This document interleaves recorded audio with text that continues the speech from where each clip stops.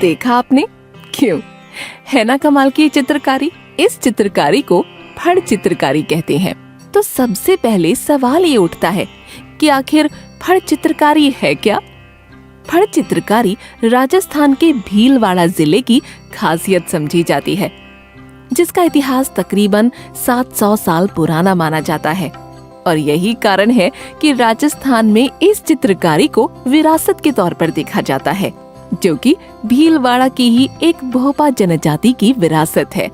चलिए सुंदर फड़ चित्रकारी बनाना सीखते हैं। सबसे पहले हमने सिंपल सादा पेपर ले लेना है और साथ में वे सभी टूल्स जिनका उपयोग हम फड़ चित्रकारी बनाते वक्त करेंगे। इसमें पेंसिल, ब्रश, रंग शामिल है।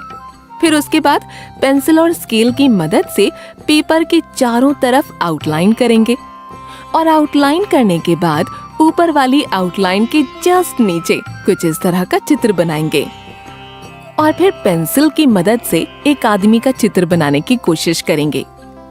सबसे पहले हमने चेहरा बनाया,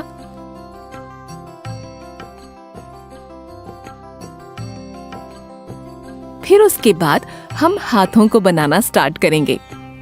हाथों के बनाने के बाद धीरे धीरे बाकी शरीर को बनाना शुरू करेंगे। अरे, चित्र में दिखाया गया ये आदमी तो किसी की सवारी कर रहा है। चलो सवारी को बनाना स्टार्ट करते हैं।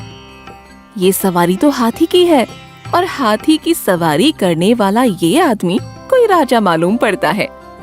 अब हमने धीरे धीरे हाथी और उसके सवार को भी बना दिया।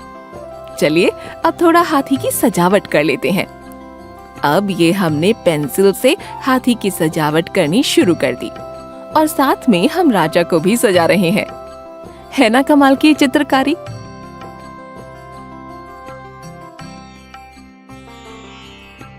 बताया जाता है कि भोपा जनजाति के लोगों ने ही सबसे पहले फड़ चित्रकारी बनाना शुरू किया।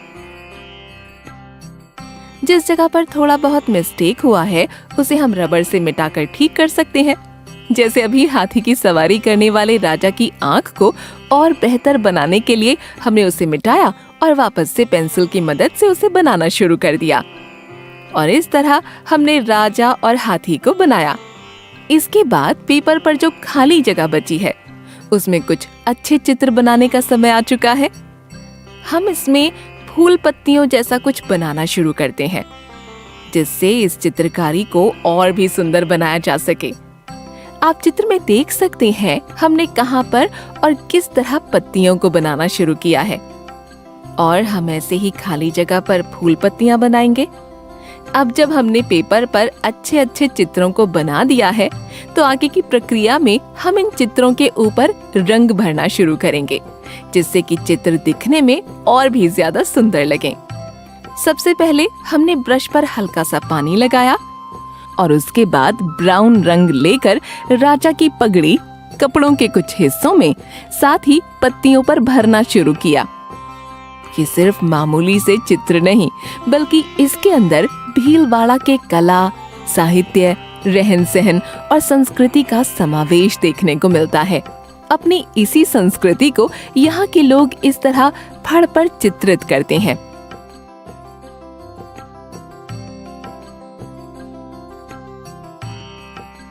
और अब आगे हम इसी ब्राउन रंग को हाथी के ऊपर बिछाए गए कपड़े पर भरेंगे और जिन जिन स्थानों पर इस ब्राउन रंग की जरूरत है उन स्थानों पर हम इसे भरेंगे।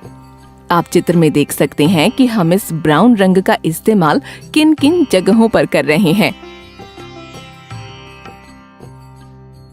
इस रंग की सहायता से ही हम हाथी के ऊपर कुछ छोटे छोटे चित्र बनाएंगे।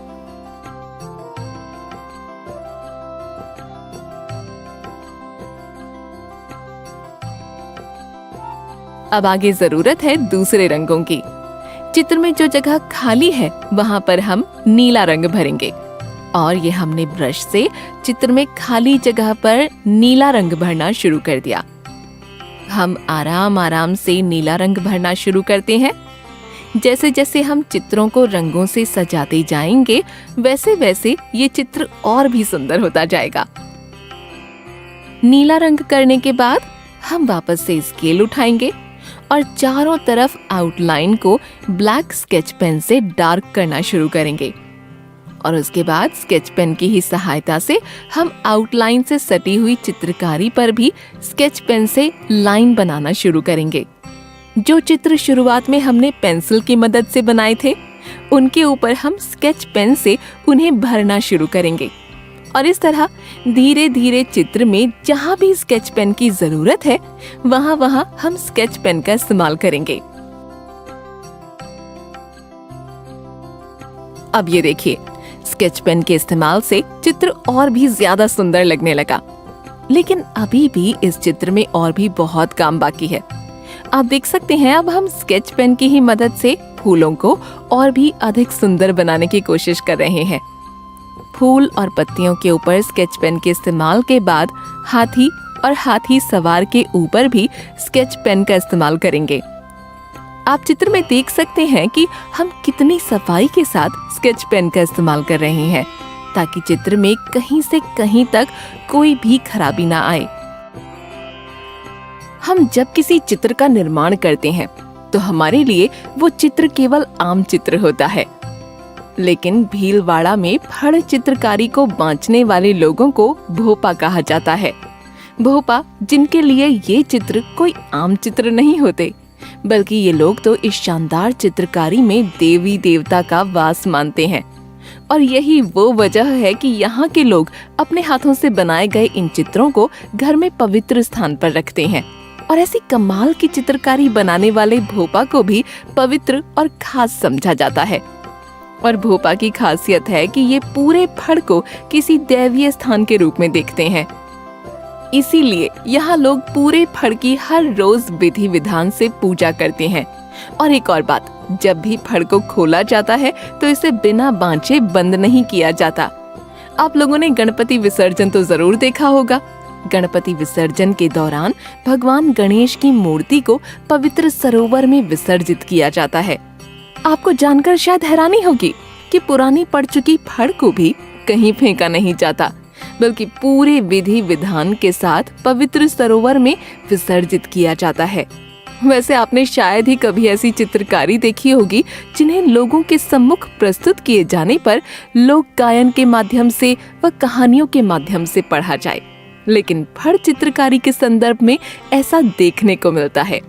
और यही बात इस चित्रकारी को बाकी चित्रकारी कला से बेहद अलग बनाती है।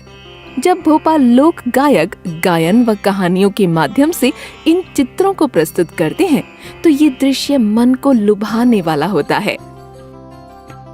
अब देखिए, हमने कैसे स्केच पेन से इस चित्रकारी को सजाकर बहुत ही सुंदर बना दिया है। लग रहा है ना, एकदम सुंदर चित्र।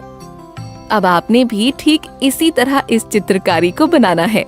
तो ये है हमारी फड़ चित्रकारी। आपको पसंद आई या नहीं? अगर पसंद आई हो तो वीडियो को लाइक करें और हमें कमेंट करके जरूर बताएं।